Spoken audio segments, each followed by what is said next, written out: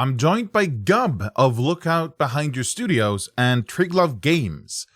Gub talks about his philosophy behind adventure design, contributing to the vampire class, working on the Boggits of Kingsmire, and where the Kiln class comes from.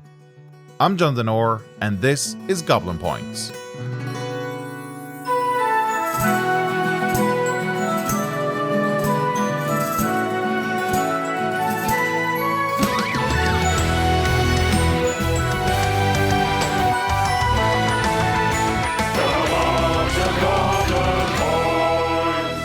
Welcome to Goblin Points, Gub. Hello. So, give us a bit of an introduction and how you ended up in the MCDM / Matt Colville community. So right now I am working with Triglav Games on their various products, including Boggits of Kingsmire. I have my own publishing company. It's just me. Lookout Behind You Studios. And right now with that, I'm working on my Draw Steel player class, the Kiln. And I've done a bunch of stuff there. And other than that, I'm just a serial lurker among Draw Steel. What was the other question? How did I get into Colville stuff? Yeah. That was how I got into TTRPGs in general. So out of college, my first job was a long commute with a bunch of people my age at a really dark, dank office. And yeah, someone just invited me. They were like, hey, we're going to play D&D. I'm like, sweet. I've never played. I've heard about it. I don't even know what to expect. And he's like, well, watch this. And he sent me Colville's videos. And I watched them instead of working. And that's one of the reasons I probably left that gig. So, yeah. You mentioned you're working on lots of stuff, but in the beginning, I kind of want to jump back to the first stuff that I saw from you, mostly through Lookout Behind Your Studios. Actually, okay. I want to ask, where does that name come from? Okay. Well, I've always wanted to make video games. So I've always kind of dreamed of owning a game company. I don't know if that's going to happen, but I have incorporated before, so I had the skills and the connections to do that. Not that it requires much skill. And as far as the name, it's just a stupid inside joke with me and my friends. We were playing Halo Anniversary. We were in high school, so we were kind of getting out of that age where we were kind of too cool for our own shoes at that point, right? And we were kind of making fun of people who reminded us of who we were in middle school, which was a lot of the people who were playing online at that time on Xbox Live. There was one we were just playing Slayer or whatever, and my buddy, I was like looking down the sights at this guy, and it feels like a longer memory than it probably was in the moment. But you know, in voice comms, you can hear them in proximity chat or whatever. And his buddy was looking at him, so they were looking at each other, and I see my buddy Greg off to the side walking up with an energy sword, and this kid who sounds so young, he was like, look out behind you. And his buddy turns around, and my buddy gets a double kill. So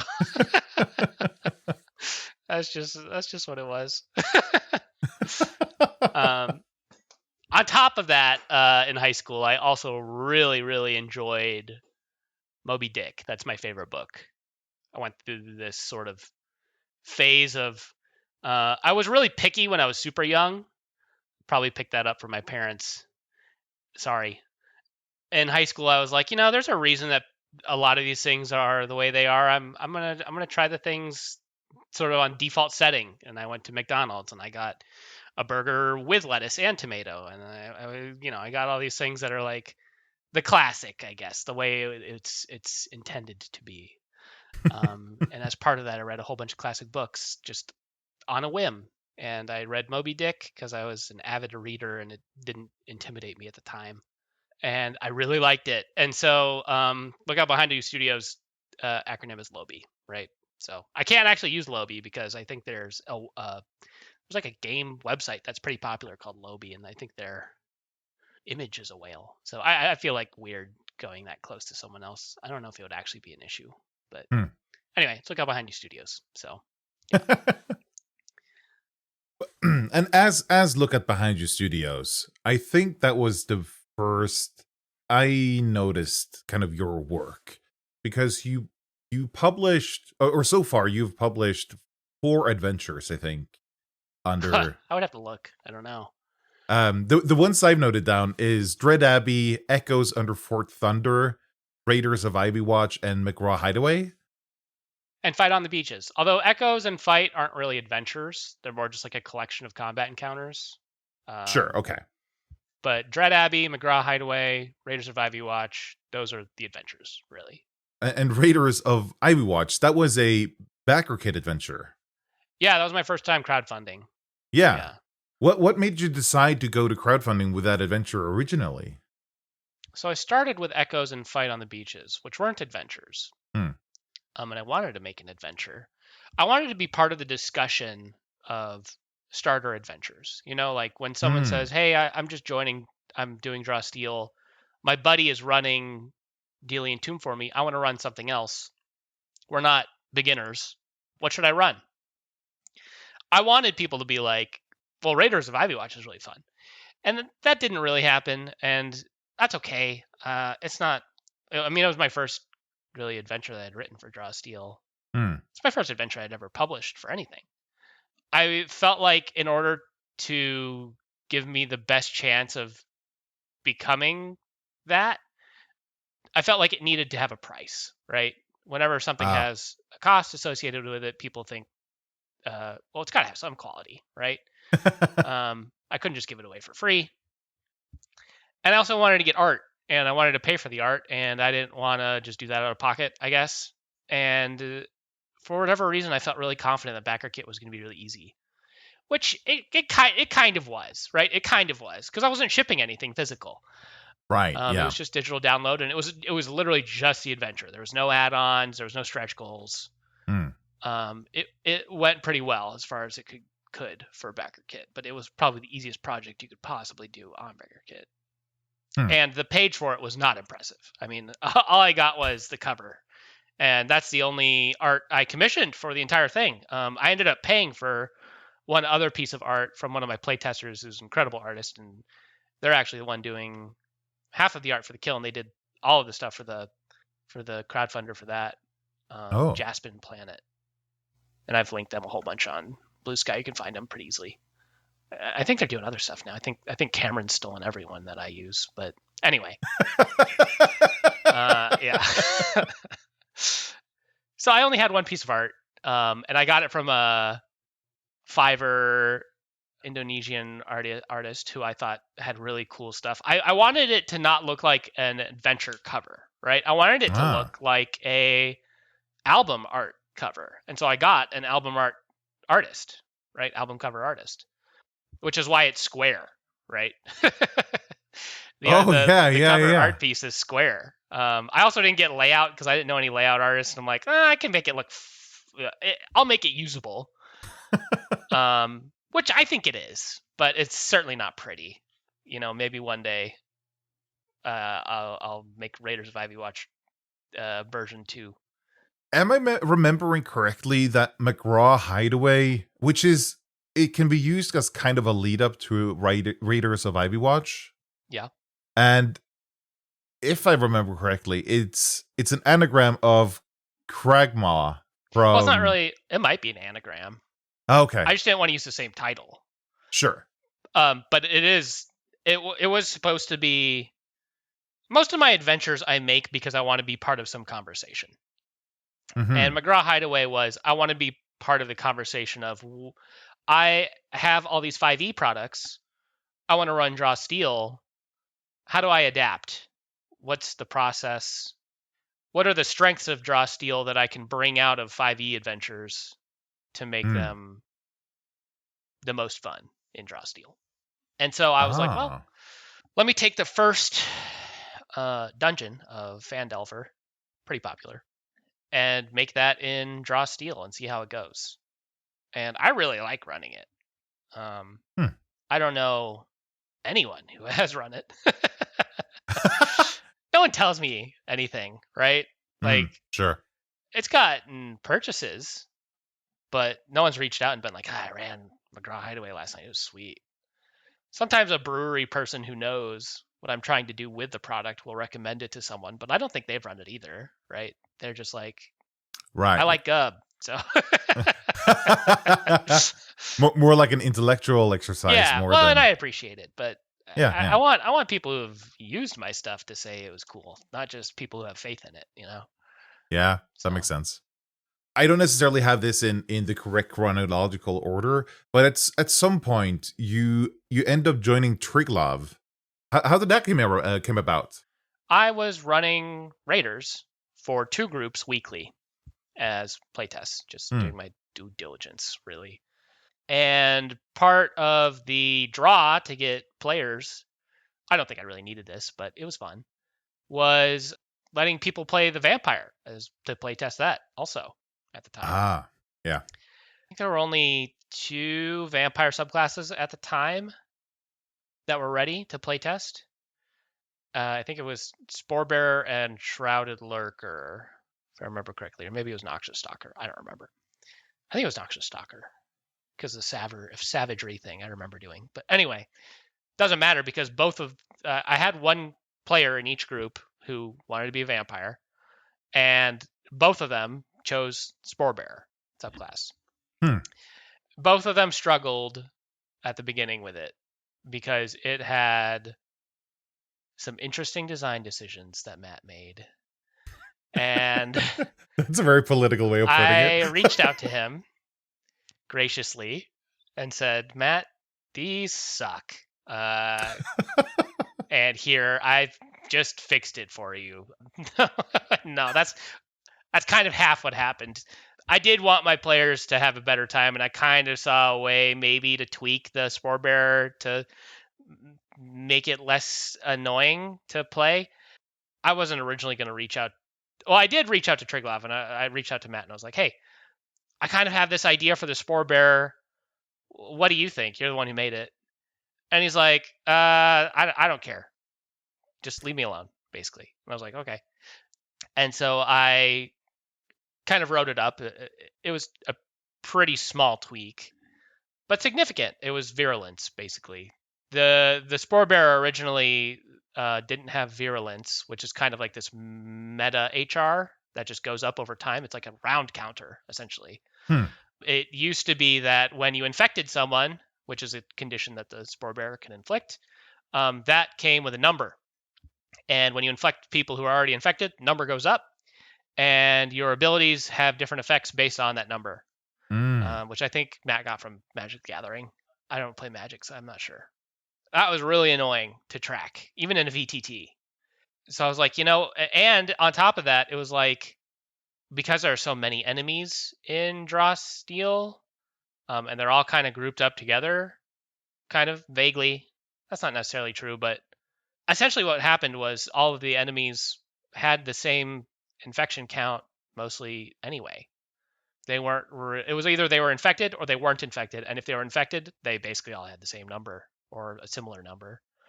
And so I was like, you know what? Let's just make the infected a condition with no number, and let's separate the number. We'll say the number is like the round count, which is kind of what it was turning into anyway. By round 2, anyone who was infected was sort of infected 2. By round 3, everyone who was still infected was infected 3. There wasn't really anyone who was infected 1 on round 3 for whatever reason, just how it played out. And so that was way easier to play. We just ran it that way. I was just like, maybe Triglav is happy with the Sporebearer the way they have it right now, but let's just run it this way. It'll be easier for me. It'll be easier for you. It's better. And so we did that, and it was really fun. And so I was like, hey, Matt, I know you kind of told me to buzz off, but we play tested this, and they really, really liked it. So, think about it. And he appreciated that, and he started reaching out to me about some other stuff. I think it was like we were just chatting at that point, but I think we were talking about like treasures or something. And at some point he's like, hey, do you just want to join Triglav? And I'm like, yeah, sure. you joined Triglav. Was it? Let's see. It was before the Boggits crowdfunder, correct? It was, yeah. I helped a lot set up the Boggits crowdfunder. I think, trying to remember if Jonas joined us. I think Jonas was with us before Boggits. I think it was right before Boggits. Oh yeah, it might be him that I'm thinking of. Joined right before. I joined before. Well, not like super substantially because the draw steal timeline isn't that long, right? Sure. I might have joined like a month or two before Boggits, and maybe Jonas joined a couple of weeks before Boggits. I don't remember, but yeah, it was. I helped set up the. Well, I didn't set up anything, but I helped argue for the, which I'm good at, argue for the, or at least I like to do, the pledge levels. The Swamp Shaper was my brainchild. Triglav was like, or Matt was like, I don't think anyone's going to pay $80 for Boggits. I'm like, I think someone's going to pay $80 for Boggits. Maybe we could do it like my point of reference was if you go to like the orchestra or something, they'll have sort of like the highfalutin people on a wall, like these are the people who donate a shitload of money this year. Yeah. And they're on little gold plaques on a nice wood board, and there's one for every year. And I'm like, we could do something like that where we could just say like, there's a long history of this kind of thing. Like the Sistine Chapel was commissioned, wasn't it? I don't know. I'm not a historian. But anyway, I was like, we could just let people put names on the art pieces. Just say like, hey, I paid enough money that this could be made. Not that I had any hand in it, but maybe people would like that. And it turned out people were stoked on the Swamp Shaper. So I'm looking at it now. It says there's 14 backers. Yeah. And even more, which at that price point made a huge difference, right? Yeah. And what's even more interesting to me, actually, you have a €50 pledge level, which only has 5. So there's almost 3 times as many. Yeah, I had guessed that, actually. When we were estimating, because when you do a backer kit, you have to estimate what the average pledge level is, which means you have to estimate what the average count is for each pledge level, and then by percentage, right? Like we think 10% will be this, we think 40% will be this, whatever. Multiply that by the pledge amount, add them all up, that's your average pledge level.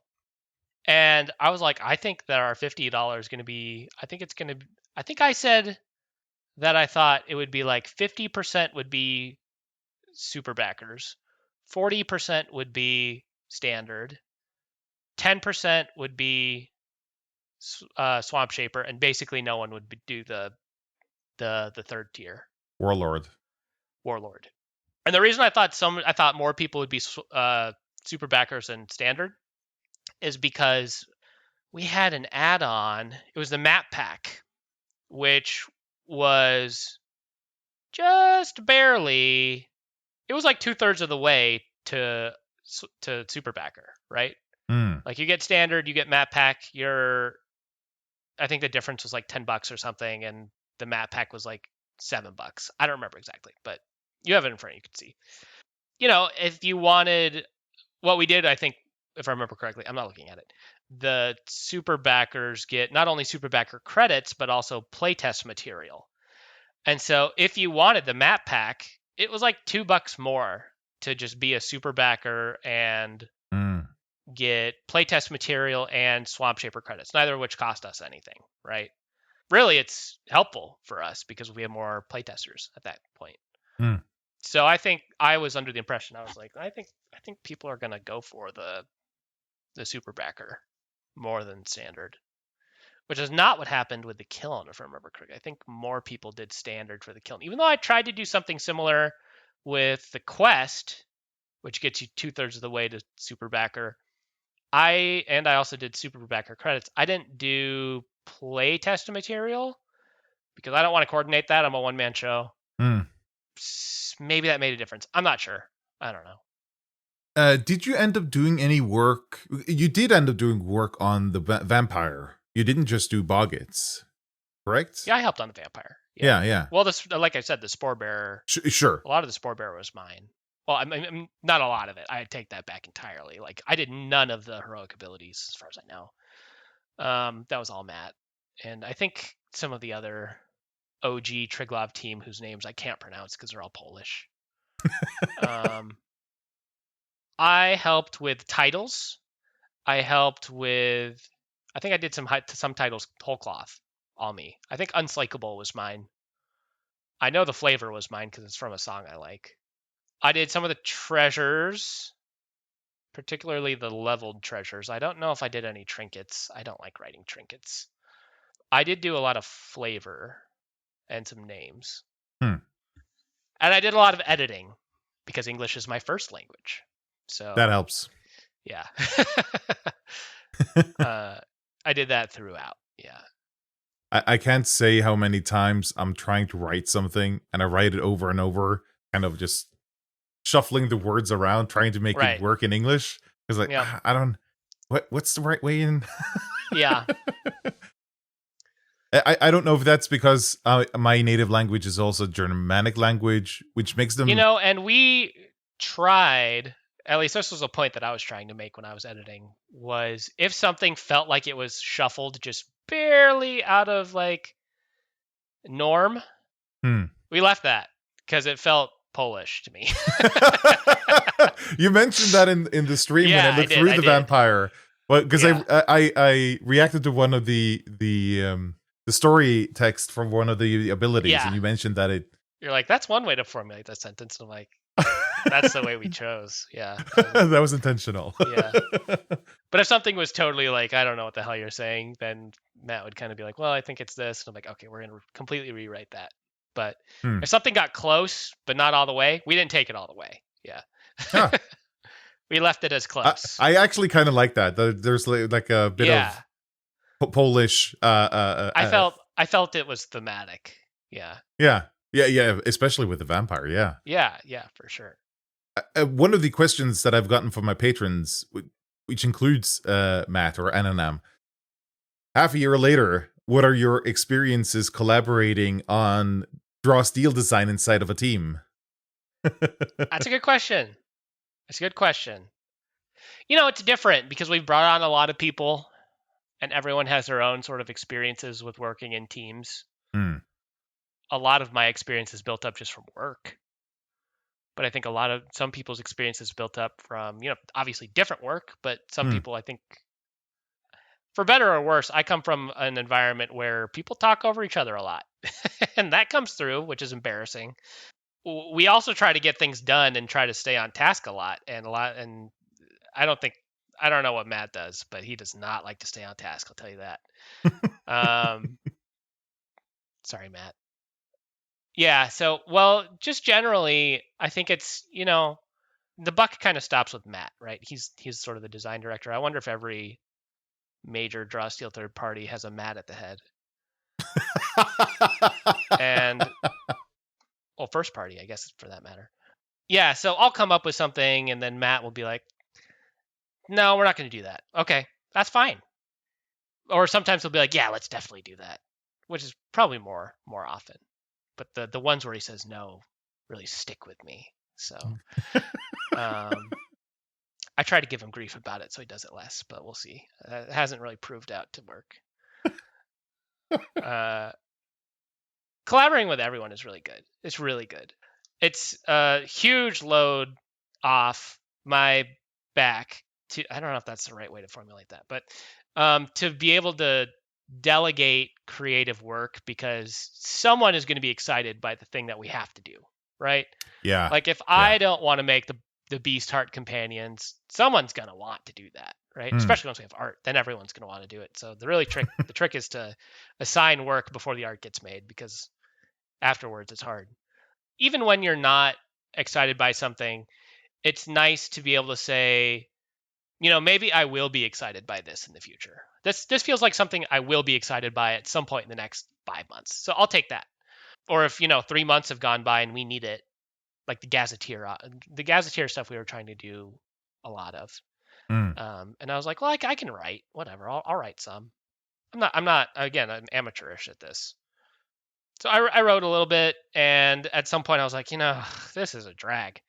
This takes a lot of energy. Jonas comes on, and he's like, well, I'm a writer by trade. It was really good to just say, hey, Jonas, can you take this? And they were like, yeah, for sure. This is my bread and butter. I'll take it and I'll +5 it. And I'm like, great, excellent. In fact, just take it all. But yeah, I have a lot on my plate with Boggits. I have to do 4 quests, and I feel like I have to meet the deadlines that I set for y'all, right? Like first draft is due end of March. Don't forget, John. And and for me, I'm like, well, I would feel bad if I don't have all 4 of my quests in first draft by end of March. So I need to get moving. I've got 2 done. I've almost got the 3rd done. The 3rd one's the hardest because it's a starter adventure. It really needs to follow Delian Tomb Part 1 very closely. So like with the other ones, I can kind of paint with a whole palette, right? If I feel like I need to open with a montage test, I can do that. With the Star Quest, you cannot do that because we're trying to make it so that you can use the pre-gens from Delian Tomb with the thing. And you don't get your features that deal with negotiation and montage. Like you don't get put your back into it, or that's not it. The teamwork ones, the montage test perks. You don't get that until after 4th encounter, right? Like you're out and past the Delian Tomb before that. You're back in Broadhurst when you get that. I can't open with a montage test. I can't put a montage test really anywhere in it. In fact, it's a lot worse than that because it's like you're not supposed to find out about edges until we can introduce stuff a little bit out of order, but it can't be optional. That's for sure. Like in the quest that I'm working on for the starter quest, there's like a festival. You open with the festival and you can pick one of 3 parts of the festival to go engage with, right? I can't introduce edges in one of those because that would be super annoying to put in the book. Be like, hey, here's an edge over here. This one doesn't give you an edge. So if you go over here and all of the heroes go over here, talk about edges later when they come up. Good luck.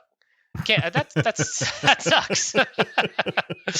So I have to cover, if I'm going to cover anything new, which you kind of have to in each thing, it kind of has to be an optional thing. So I cover like wealth when you go over here, and I cover renown when you go over to this other place, and things that don't really come up in the Delian Tomb that they don't introduce at very specific points. I can talk about those. So I hope it pans out. We'll see. It's a hard one. The other 2 are way easier to write. The 4th one I think is going to be easier to write. It'll be a breath of fresh air. I'm excited for your quest. I want to hear about that. I'm going to have to counter interview you. I want to know all about it. I'm gonna dodge that. How's it going with your ample time? Well, I did some work and then I wasted the rest of it. Yeah, I know what that's about. Yeah, I know all about that. Now you're both designing quests yourself, and you've assigned. Oh, and I'm making all the maps, right? Yes, and you're making a bunch of maps, and you're also leading others you're leading others that are also designing quests. Do you have any tips or maybe tricks for aspiring quest designers? Well, I wrote the theory of mapping document, but I have not written a theory of questing, right? So I don't have it's hard. I mean, it's easy if you're just running for your buddies, right? And you just need to make an adventure that night. That's fine. You got a lot of tools in your toolbox to do that. But when you need to write it out, and you need to have really strong through lines for the motivation to do things, right? Because when you're running for your buddies, it's reactive, right? Like, oh, they go over here. Oh, I can handle that. Whatever. Yeah.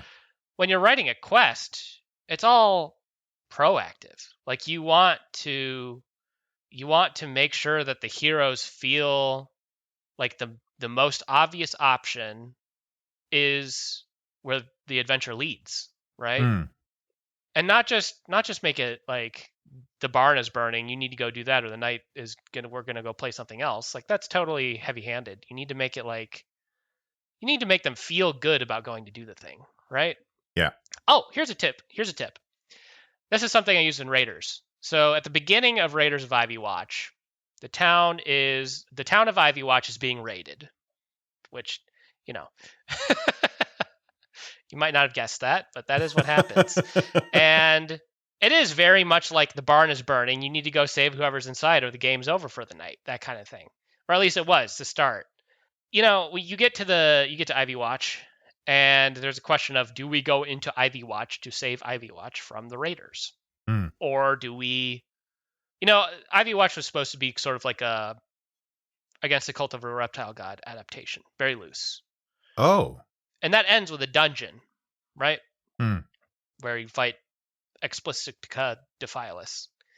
And so the dungeon is more than half of the adventure of Raiders of Ivy Watch, for better or worse. I think a lot of testers found it to be a little too long, maybe. And I learned a lot about dungeon sizes for Draw Steel in that way. But the point that I'm trying to make is that it helps to have a foil.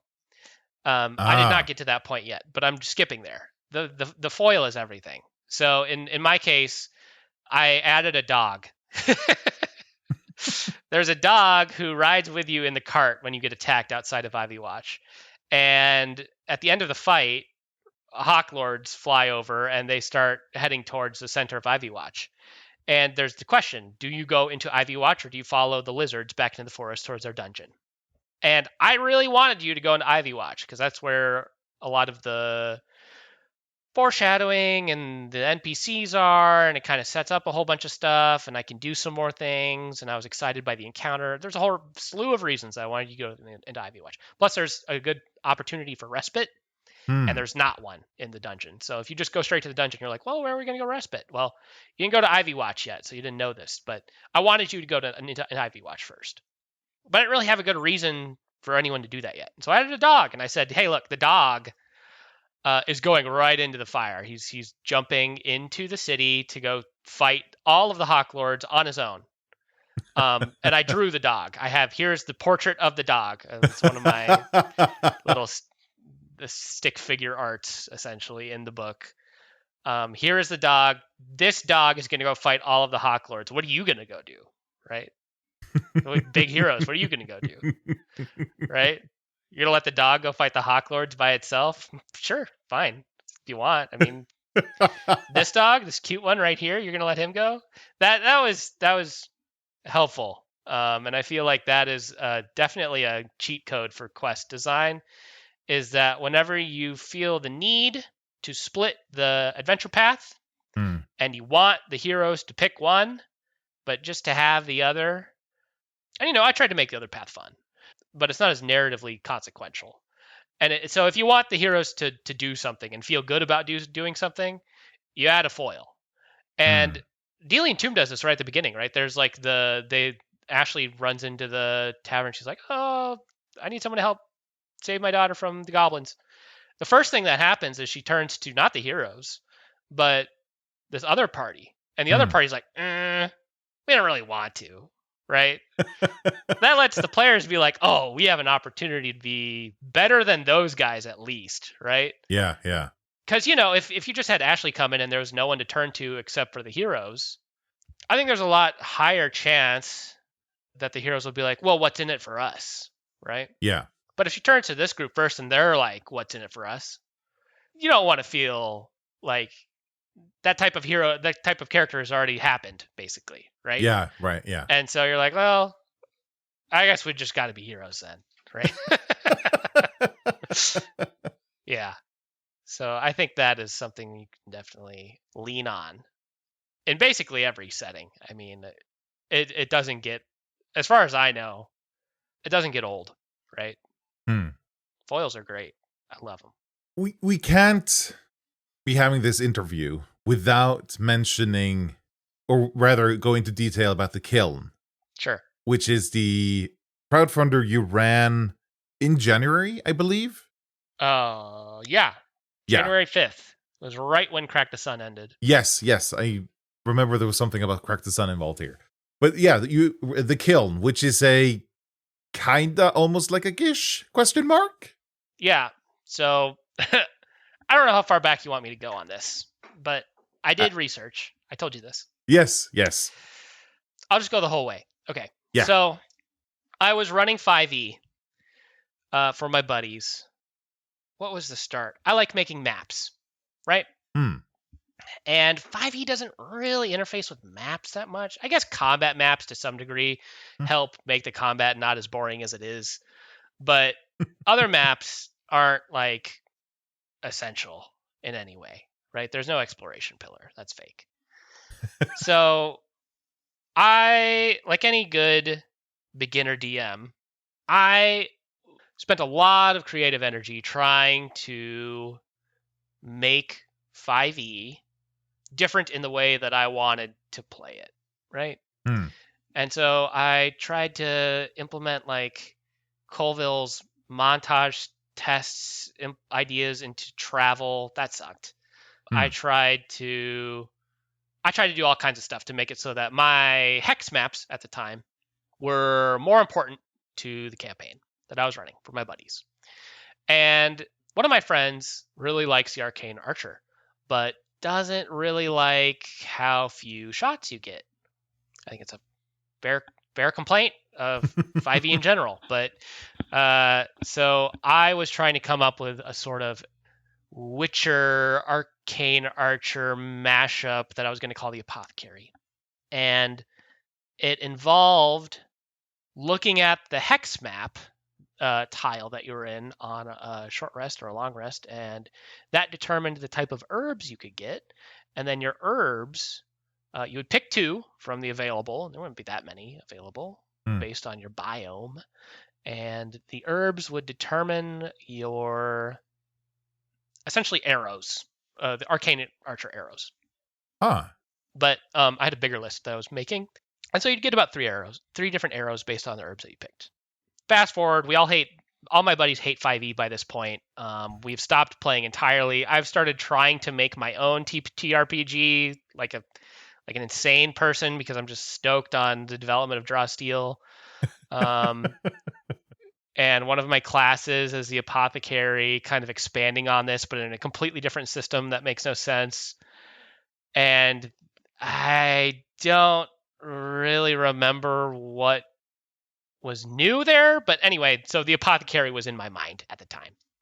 Draw Steel comes, everyone wants a Gish, and so I make a tactician subclass prototype. I mean, it sucked. Called the Spellbinder, and I put it in DS Creations. You can go find it today. Again, it sucks, but it implemented a lot of what I liked about the Apothecary, which I had reimagined as sort of like a Stormlight kit.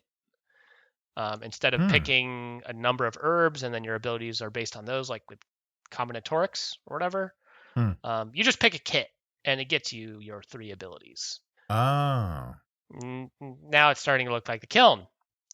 And at some point, someone, it might have been Surfing Bird, I don't remember, someone was like, I don't think that focus is really doing anything here. Why is this a tactician? I'm like, well, I just wanted a Gish tactician, but fair. I was thinking that the Spellbinder kit, as it was called at the time, would replace one of your field arsenal kits. So you would get one martial kit, or caster kit, I think they were around at the time, and you'd get one of this bespoke subclass kit, right? And if you look at the other thing, this was kind of important. I wanted it to sort of feature like a trade-off where you have you start the encounter with 3 triggered actions, 3 different triggered actions, and you can expend something, runes, whatever. I don't know. At the time, I didn't know. I still didn't know. I called it flaring because that felt final in a way, like you're burning the thing. You flare a rune, and it turns off your triggered action. You can no longer use that one of your 3 triggered actions, but you gain a signature action in exchange. And your 3 subclasses of, now it's a class, by the way, it's not a tactician anymore. Now it's a class. The 3 subclasses had different things, like, if this one wants you to flare very few, you want to keep your triggered actions, and so you get speed based on the number of runes that you still have available. This one wants you to flare everything as soon as possible, so you get temporary stamina every time you flare one, that kind of thing, right? I like that sort of trade-off, like, oh, this one I really need the signature action, so I need to flare this, but oh, there's that tension between my subclass where I really don't want to flare anything, or I really want this trigger later, and oh, wouldn't it have been cool had I not? Anyway, I like the tension. So I like the idea of sort of turning off these things and turning them into other things, like turn off this triggered action, turn it into a signature kind of thing. And at some point, I started working on heroic abilities. And the focus problem had not left. I had a new heroic resource because it was no longer a tactician, it was a spellbinder. And the heroic resource was depth because I thought like you're in a flow state kind of a thing. I could never figure it out. It felt very nebulous to me. I was like, I don't like this. It doesn't feel like a clear vision at all. It just feels like I'm a gish. I think the Scion does it really well, by the way. I think Ben figured it out. But I could not for the life of me. And so I was like, and so basically the kiln came out of a mechanical need for a clear, I don't know if it's a mechanical need, but so I needed a better guidepost for heroic stuff. And I had this idea of flaring, which I really liked. And so I thought, okay, what if we just re-envision this whole thing? Scrap the spellbinder, whatever. It's just too blah. And so I thought, I think the Illrigger's cool. Illrigger's really cool, right? And the Illrigger I thought was really cool because it was a censor, or I guess a paladin from hell. It's from a specific place. It's not trying to be a class that can exist in every culture everywhere. I was really excited by the kits that had like very clear culture, like the Retiarius or whatever.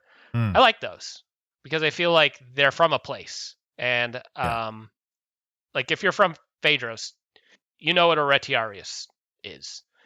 But if maybe you're from Vanagar, you might call it something else. Or you have some other kit that features a polearm and a net or whatever. I was really excited by the idea of making something that wasn't universal, which a lot of the classes in Drostil are, the core ones, at least, right? And in fact, I think a lot of the third-party ones are still universal. Everyone's just making universal classes. I didn't really want to make a universal class. I wanted to make something that was more bespoke, more region-specific. At the time, I had even thought I would tie it to a setting product, put the kiln in with the setting. And that's still on the back burner. I'm working on Boggits now. Anyway, eventually I kind of separated it from the setting. And I said, well, the Undermined isn't just here. It's everywhere. It's the roots of the Woad that was the entire of Orden, right? So it's all over Orden. And it's also its own manifold. So it's everywhere. The Undermined's everywhere. You can be a kiln anywhere you want. But yeah, so the kiln kind of came out of like needing to get rid of this shitty heroic resource that didn't mean anything and coming up with something that felt more flavorful, narrative. And that's how I got Spark, which I feel like is a pretty good heroic resource name and not a good Beastart subclass name.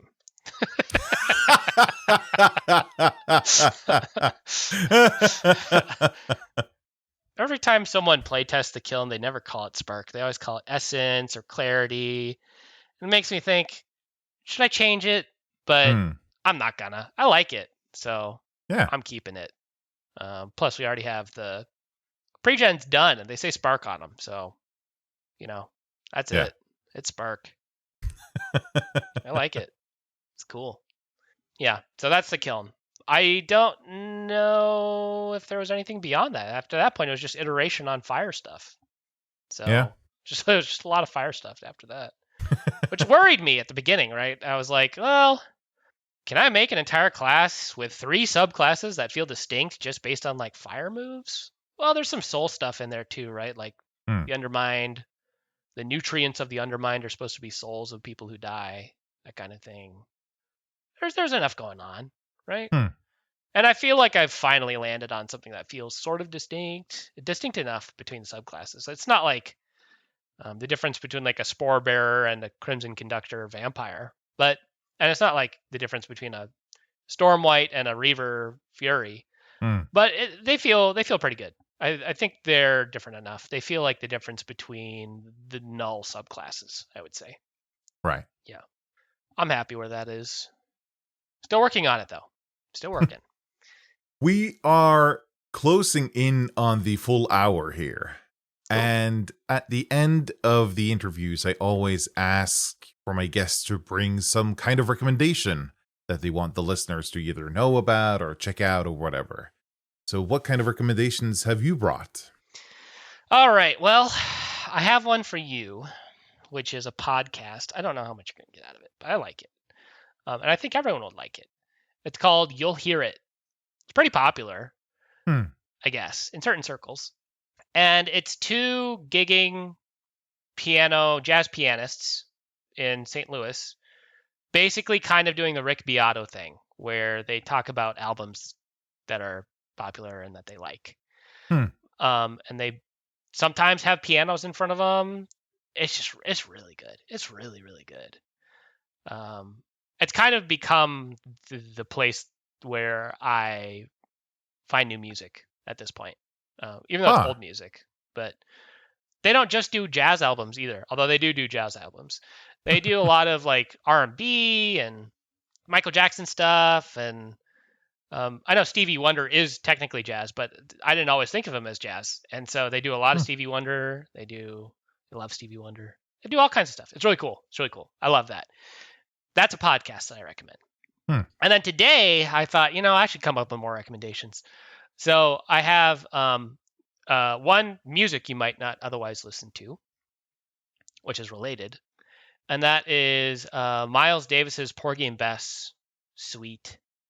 I don't know if you know what Porgy and Bess is. It's like a great American opera that Gershwin wrote. The Gershwins, I think. And it's where the song Summertime comes from. I don't know if you know that one. But Porgy and Bess, yeah. And Miles Davis did instrumental, or at least his name's on it. I don't think he did a lot of the instrumentation. I don't know the history behind it. I'd like it if they covered it. But it's really good. So that is my music recommendation. Porgy and Bess, Miles Davis. Whole album. And then movie you might otherwise see, which is going to be The Adventures of Tintin, the 2011 movie. Oh, interesting. I love it. And it's very Draw Steel in a way. They're not superheroes. It's more Sherlock Holmesy, kind of, or Indiana Jones, really. It's like cartoon Indiana Jones. But it's based on a comic, right? Tintin. The music is crazy. It's so good. It's John Williams. Jazz piano. It's I guess there's a through line for all these, but yeah, Tintin is crazy good. I need to rewatch it because the more I think about it, the more I'm like, I could steal some stuff for Draw Steel for sure, for some adventure writing. Like there's this one scene where there's like a chase sequence down a city on a hill, and there's like a tank that like runs through some architecture, and they're like running away from this tank, and there's like a hawk that tries to steal some shit. That'd be such a cool montage test. I gotta do that. I need to rewatch that also. But yeah, those are my three. You'll Hear It, Porgy and Bess, Miles Davis, and Tintin 2011. Directed by Steven Spielberg. Yeah. Such a crazy movie. Yeah. I love it. I think it's good.